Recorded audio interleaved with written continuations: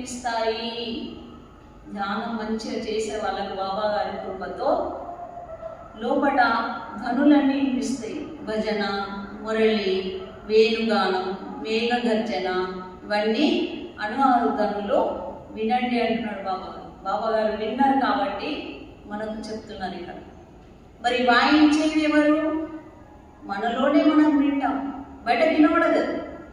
ఇప్పుడు భజన చేస్తే బయట వాళ్ళు వింటారు, పాటలు పాడితే బయట వినబడదు. కానీ ఈ భజన, ఈ తాళం, మృదంగం అన్ని మనలోనే మనం వినగలుగుతాం. ఎవరికి అది బయటకు వినబడదు.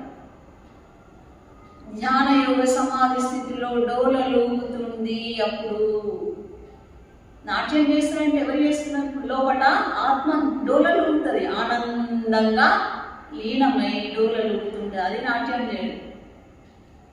శరీరంలో కళ్ళు చూడకపోయినా దివ్య దృష్టితో ఆత్మజ్యోతిని చూడటంలో లీనమై శరీరంలో మర్చిపోయి జ్యోతిలో లీనం కావడమే సమాధి ధ్యానం.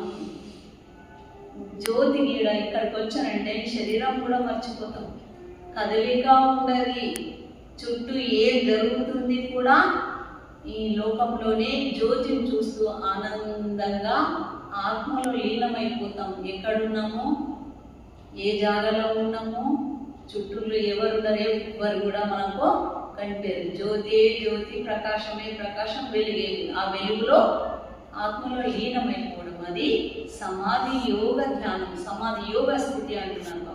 ఆ స్థితిని పొందగలిగారు, సమాధి స్థితిని పొందగలిగారు. అది పాట్నాపురంలో నాకు మొదటి రోజు వెళ్ళిన రోజే జరిగింది దర్శనం.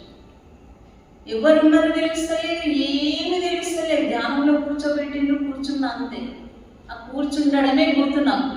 నా శరీరం లేదు అక్కడ, నాకు ఎవరున్నారో తెలియదు. జ్యోతిలో మొత్తం లీనం, జ్యోతి కనిపిస్తుంది, వెలుగు వెలుగు, ఆ వెలుగులో లీనం ఉంది. అలా ఆత్మ జ్యోతిలో లీనంగా అక్కడ ఉన్నది పాట్నాపురం బాబా. అదే భూ రు. భూ అంటే జ్ఞానము, చీకటి, రు అంటే వెలుగు. గురు అంటే వెలుగును, జ్యోతిని దర్శింపజేసే వాళ్ళు నిజమైన సద్గురు. అది బాబా గారు మనకు దర్శింపజేస్తున్నారు.